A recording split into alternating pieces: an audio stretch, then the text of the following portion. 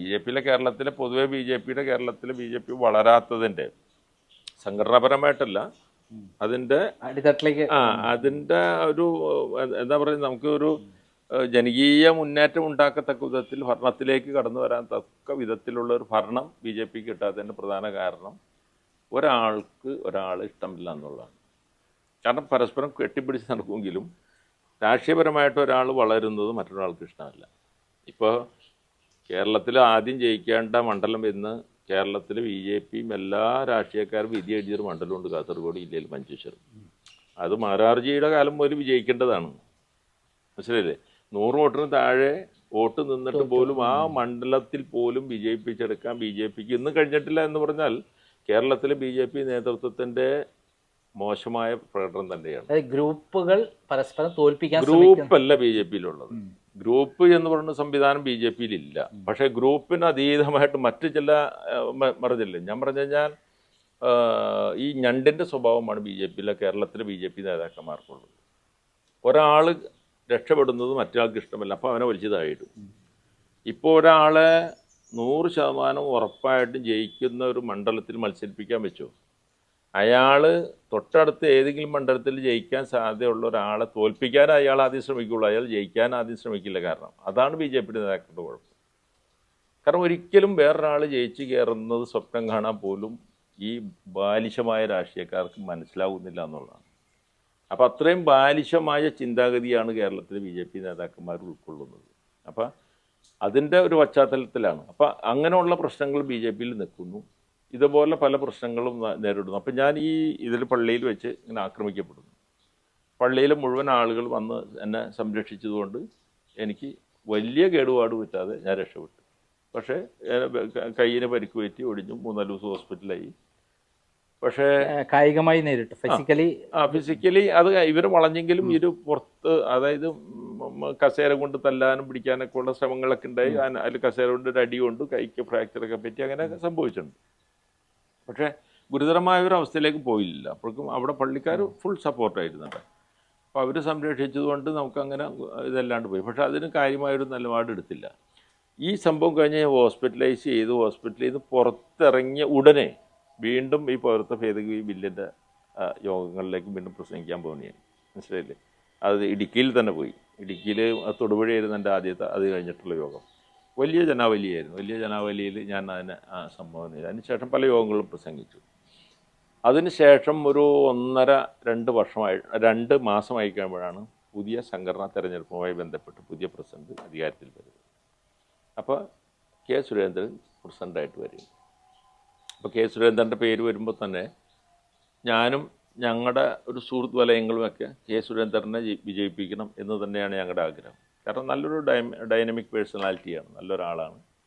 കാരണം അദ്ദേഹം യുവമോർച്ചയുടെയൊക്കെ പ്രസിഡൻ്റായിരിക്കുമ്പോൾ ഉണ്ടാകുന്ന ആ ഒരു എനർജറ്റിക് സ്വഭാവം പാർട്ടിക്ക് ഉണ്ടാവും എന്നാണ് ഞങ്ങളുടെയൊക്കെ വിശ്വാസം. ആ വിശ്വാസത്തിൽ ഞങ്ങളൊക്കെ കൂടി മുന്നിട്ടിറങ്ങിയാണ് സുരേന്ദ്രനെ വിജയിപ്പിച്ച് പ്രസിഡൻ്റാക്കണം. അപ്പോൾ അതിൻ്റെ ഇടയിൽ എനിക്കിങ്ങനെ ഇത് പറ്റി ആക്രമിക്കപ്പെട്ടു. ഇതൊക്കെ വന്നപ്പോൾ സ്വാഭാവികമായിട്ട് എല്ലാവരും എൻ്റെ കൂടെ ഇരുന്ന് പോകുന്നു. നസീറിന് ഇത്തവണ കാര്യമായ ഒരു ഇത് പാർട്ടി തരും.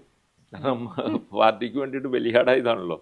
ബലിയാടല്ലെങ്കിലും സമാനമായ രീതിയിൽ വന്നതാണല്ലോ. അപ്പോൾ സ്വാഭാവികമായിട്ട് നസീർ നല്ലൊരു ഇതിലേക്ക് വരും എന്നൊക്കെ പലരും എന്നോട് സൂചിപ്പിച്ചിരുന്നു. അപ്പോൾ ഞാൻ ചിലപ്പോൾ ശരിയാകും, സാധാരണ പാർട്ടികളിലൊക്കെ അങ്ങനെയാണല്ലോ കാണുന്നത്. അപ്പോൾ ഞാൻ പക്ഷേ ഇത്രയും കാലങ്ങളിലും ഞാൻ ഒരു സ്ഥാനമോ എന്തെങ്കിലും വേണമെന്ന് ഞാൻ പാർട്ടീനോട് ആവശ്യപ്പെടാറ്. അങ്ങനെ പൊതുവേ ആവശ്യപ്പെടുന്ന ഒരാളല്ല ഞാനിപ്പോൾ ഒരു പാർട്ടീനോടും ആവശ്യപ്പെട്ടില്ല. ഇപ്പോൾ ഞാൻ CPM വന്നിട്ടും ഞാൻ CPM ഞാൻ ഒന്നും ആവശ്യപ്പെട്ടിട്ടില്ല. ഞാൻ അവിടുന്ന് പോരാൻ തീരുമാനിക്കുമ്പോൾ എവിടെ പോകണമെന്ന് ഞാൻ കുറേ സമയമെടുത്ത് ആലോചിച്ചു. കുറേ ദിവസങ്ങളും മാസങ്ങളൊക്കെ എടുത്ത് ആലോചിച്ചു.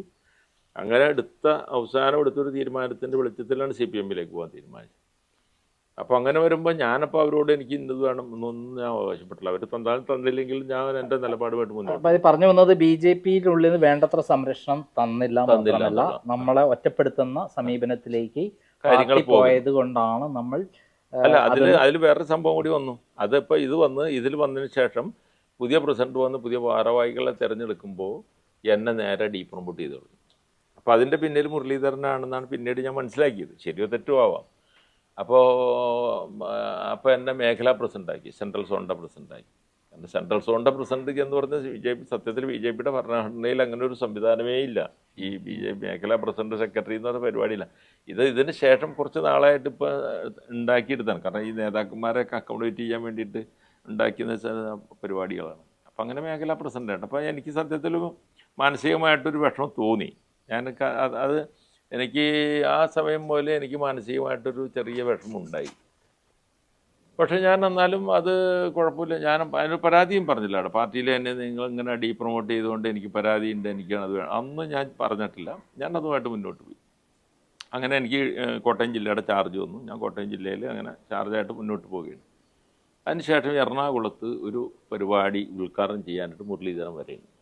അപ്പോൾ മേഖലാ പ്രസിഡന്റ് എന്ന രീതിയിൽ ഞാനും ആ യോഗത്തിൽ ഉണ്ട്.